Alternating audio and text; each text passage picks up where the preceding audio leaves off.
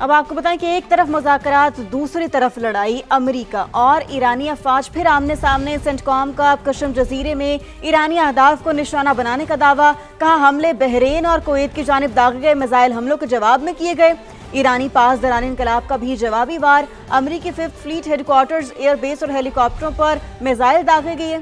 ایرانی فوج نے خبردار کیا کہ امریکہ کو آبِ ہرمز کی سیکیورٹی متاثر کرنے کی قیمت چکانا ہوگی۔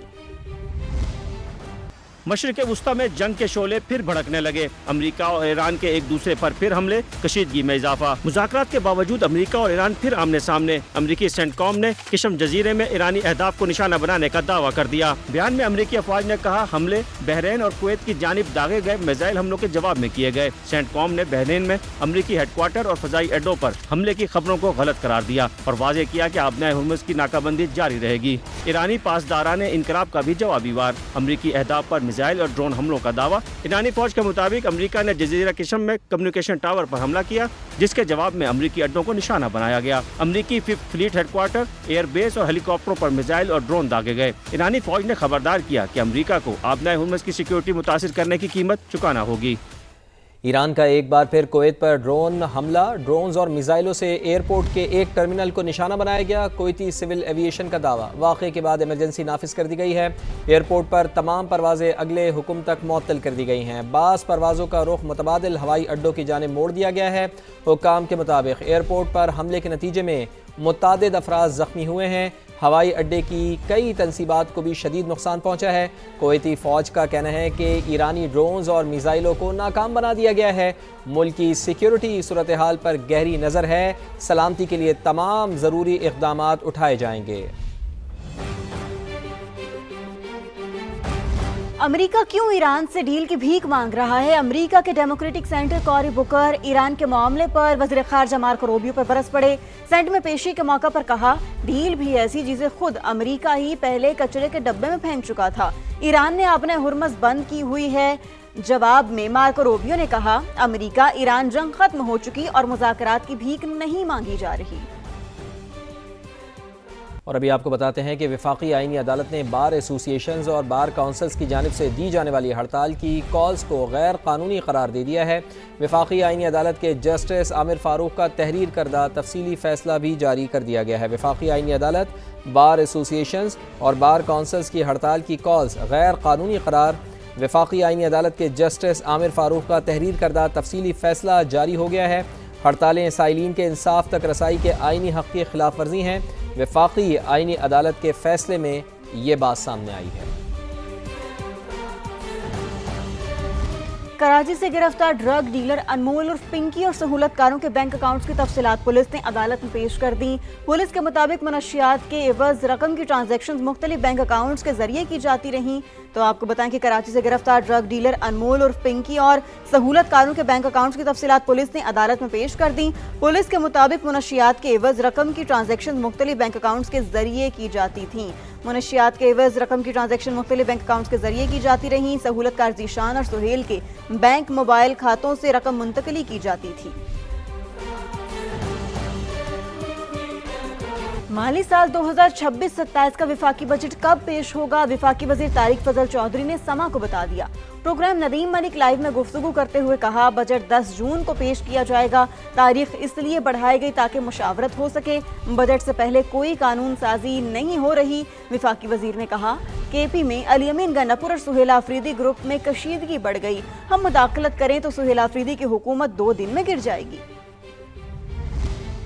کی جو پہلی پروپوزل تھی وہ 5 جون کی تھی اور اب جو ہے بجٹ وہ 10 جون کو آ رہا ہے انشاءاللہ۔ کوئی قانون سازی بجٹ سے پہلے نہیں ہو رہی اور صرف میں نے آپ کو بتایا ہے کہ مشاورت کے لیے یہ تاریخ جو ہے چند دن آگے کی گئی ہے۔ جو اتحادی حکومت ہوتی ہے وہ بجٹ میں اس کی 2 مجبوریاں ہوتی ہیں، ایک بجٹ تیار کرنا، پھر اپنے اتحادیوں کو راضی کرنا۔ علی امین گنڈاپور گروپ اور جناب سہیل آفریدی گروپ، ان کے اندر اب لڑائی اور کشیدگی اس قدر بڑھ گئی ہے۔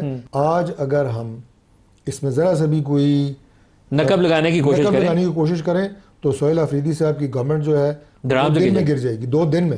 वफाकी हुकूमत का PSDP में सूबाई नौयत के मनसूबे बतदरीज ख़त्म करने का फैसला, सूबों से समाजी तहफ़्फ़ुज़, दिफा और कौमी सलामती के उमूर में हिस्सा डालने का भी मुतालबा। सिंध और खैबर पख्तूनख्वा हुकूमत ने वफाकी हुकूमत की नई हिकमत अमली पर शदीद तहफ़्फ़ुज़ात का इजहार कर दिया है। सूबों को राज़ी और IMF से मामला तय करने में वफाकी हुकूमत को सख्त मुश्किलात का सामना है। मज़ीद जान लेते हैं इस्लामाबाद से समा के ब्यूरो चीफ शकील अहमद हमारे साथ मौजूद हैं। जी शकील साहब, क्या पता चल पाया है? देखिए, वफाकी तरक्याती जो प्लान है उसके तहत जो पुराने को मुकम्मल करने के लिए 10,800 अरब रुपए दरकार हैं, लेकिन इस साल वफाकी हुकूमत ने अपने मंसूबों के लिए 1,226 अरब रुपए रखे हैं और सूबों ने 3,138 अरब रखे हैं। ऐसे में वफाकी हुकूमत का ये कहना है कि जो PSDP है वफाकी, उसमें सूबाई नौयत के मंसूबे जो हैं उनको बतदरीज ख़त्म कर दिया जाएगा और हुकूमत की कोशिश ये है कि वफाकी मंसूबों पर फोकस किया जाए और सूबे अपने वसाइल से फ़ंड खर्च करें, ना सिर्फ तरक्याती मंसूबों पर बल्कि समाजी तहफ़्फ़ुज़ पर भी, कौमी सलामती पर, दिफा में भी कंट्रीब्यूट करें। लेकिन सूबों ने शदीद तहफ़्फ़ुज़ात का इजहार किया है। ख़ासतौर पर सूबा सिंध और KPK जो हैं उनका ये कहना है कि उनको तरजीह दी जानी चाहिए PSDP में। इस साल भी 100 अरब रुपये वफाकी हुकूमत ने रखे हैं सूबाई नौयत के मंसूबों पर और इसके अलावा 87 अरब रुपये जो हैं वो इत्तेहादी जमातों के जो अरकान हैं उनको देने के लिए रखे हैं। 50-50 करोड़ रुपये उनकी स्कीमों के लिए दिए जाएंगे।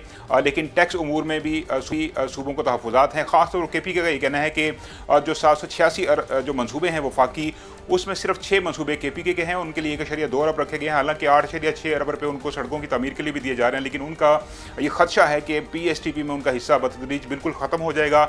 इसी तरह सिंध को तहफ़्फ़ुज़ात हैं कि जो GST की जो GST ख़त्म करने का जो प्लान है, जो एक्सटेंशन ख़त्म करने का जो उस पर जो दी जा रही है छूट, उसको ना किया जाए बल्कि उसको बरकरार रखा जाए। और इस हवाले से सिंध हुकूमत और वफाकी हुकूमत के दरमियान मज़ीद मुज़ाकरात होंगे। आज भी ये बैठक होगी, रात भी मुज़ाकरात हुए थे, काफ़ी हंगामा खेज़ मुज़ाकरात थे और नए बजट की हिकमत अमली तय की जाएगी और उसके बाद नई तारीख का तयन किया जाएगा। अगर 10 तारीख का कह चुके हैं वज़ीर पार्लिमानी उमूर, लेकिन अभी भी कौमी जो इक़्तिसादी कौंसल है उसके इजलास के लिए और दीगर उमूर तय करने की मुशावरत जारी रहेगी और IMF से भी वफाकी हुकूमत मुशावरत करेगी क्योंकि IMF 15,000 अरब से ज़ायद टैक्स हदफ। बहुत शुक्रिया आपका शकील साहब। आपको बताएं, पंजाब के नए माली साल के बजट की तैयारियां, सूबाई हुकूमत ने सरकारी मुलाजमीन की तनख्वाहों में इजाफा वफाकी हुकूमत के फैसले से मशरूत कर दिया। ज़राए के मुताबिक पंजाब के सरकारी मुलाजमीन की तनख्वाहों में इजाफा वफाक की मंजूरी के बाद किया जाएगा। मजीद जानते हैं नुमाइंदा समा अब्बास नकवी से। अब्बास, क्या फैसला किया गया है? जी देखिए, पंजाब हुकूमत के नए माली साल के बजट के हवाले से अहम और बड़ी खबर ये है, ज़राए का ये कहना है कि पंजाब हुकूमत ने सरकारी मुलाजमिन की तनख्वाहों में इजाफा वफाकी हुकूमत के फैसले से मशरूत कर दिया है। पंजाब के सरकारी मुलाजमिन की तनख्वाहों में इजाफा वफाक की मंजूरी के बाद किया जाएगा, जबकि ज़राए का ये भी कहना है कि वफाकी हुकूमत के इजाफे के बाद पंजाब में जो दस्तियाब वसाइल हैं उनकी बुनियाद पर यह फैसला होगा। वफाकी हुकूमत के बजट पेश करने के बाद ही पंजाब हुकूमत मुलाजमिन की तनख्वाह में इजाफे का फैसला करेगी। ज़राए का ये भी कहना है कि पंजाब के सरकारी मुलाजमिन की तनख्वाह में इजाफा 10% होगा या ज्यादा, ये अभी इल्तवा का शिकार है। इस हवाले से गौर व किया जा रहा है। जी ठीक है, बहुत शुक्रिया अब्बास। तो वज़ीर-ए-आज़म मियां मोहम्मद शहबाज शरीफ के साथ मौजूद हैं मुल्क की मारूफ कारोबारी शख्सियात और गुफ्तगू भी उनकी जानिब से की जा रही है। वो उसकी वजह से जो भी अब फिस्कल स्पेस भी मिलती है उसको अब आगे जो है सस्टेनेबल ग्रोथ, जो भी प्रोडक्टिविटी एनहेंसिंग आपकी हैं मेजर्स, जिससे कंपेटिटिवनेस भी बढ़े और हम जो है आगे सस्टेनेबल ग्रोथ पे जा सकें। फिर हम लोगों ने ब्रॉडनिंग ऑफ टैक्स बेस की बात की कि रेवेन्यू मेजर्स आपके बढ़ें, लेकिन इस तरह से बढ़ें जिससे आपकी आगे एक ग्रोथ सस्टेनेबल अंदाज में आ सके, एक्सपोर्ट्स बढ़ सके। एक्सपोर्ट ग्रोथ की तरफ जो PM साहब की विजन है उसके ऊपर ये पहला बजट है जिसमें हमें लग रहा है कि एक्सपोर्टर्स के लिए ऐसे इंसेंटिव्स आ रहे हैं कि एक्सपोर्ट ग्रोथ इस मुल्क में हो सकेगी। खास तौर पे जो PM साहब ने स्पेशल इकोनॉमिक जोन्स क्रिएट की हैं जहाँ पे लैंड लीज पे मिलता है और डोमेस्टिक इन्वेस्टर फॉरेन इन्वेस्टर दोनों को चांस बहुत दिया गया है। हमारे मुल्क की एक्सपोर्ट में बहुत बड़ा पोटेंशियल है। आजकल बहुत बड़ी अपॉर्चुनिटी पाकिस्तान को मिली है। पाकिस्तान के ग्लोबल इमेज को बेहतर होने की वजह से हम बहुत जल्द एक बहुत बड़ी एक्सपोर्ट डेस्टिनेशन बनने लगे। IT एक्सपोर्ट आपने देखा है कि इतने सालों से माशाल्लाह कंपाउंडेड ग्रोथ है, तो इसको कंटिन्यू करने के लिए जो हमने सजेशन की है कि जो एक हमारी पॉलिसी है फिक्स टैक्स रिजीम की जो कि 5 सालों से चल रही है, we want to continue that. AI के लिए हम जितनी इन्वेस्टमेंट कर सकते हैं, AI सॉवरेनिटी, AI के models local banana, I think this is so vital कि इस पे जितने पैसे हम लगा सकते हैं अपने यूथ को ट्रेन करने के लिए वो कम है. सो आई थिंक हमारा जो पूरा मिशन है कि हम जितनी R&D कर सकते हैं, जितनी जॉब्स इधर मुल्क में क्रिएट कर सकते हैं, वो जॉब क्रिएशन पे फोकस करें.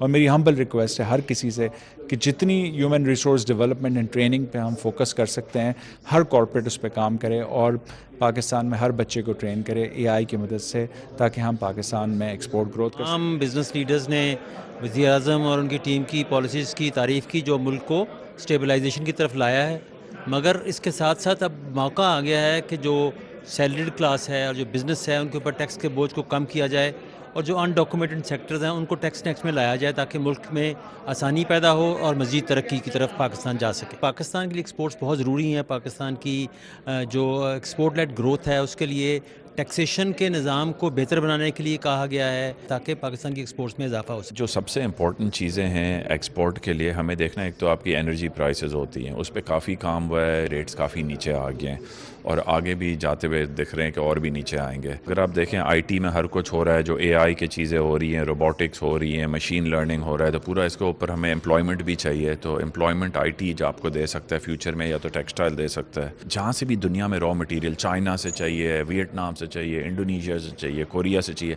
हम जहाँ से भी ले आएँ उसके ऊपर वैल्यू एडिशन करें, हमारे लोग एम्प्लॉय होएं, उसको सिएं और वापस बाहर भेजें. तो आई थिंक इससे काफ़ी फ़र्क पड़ेगा.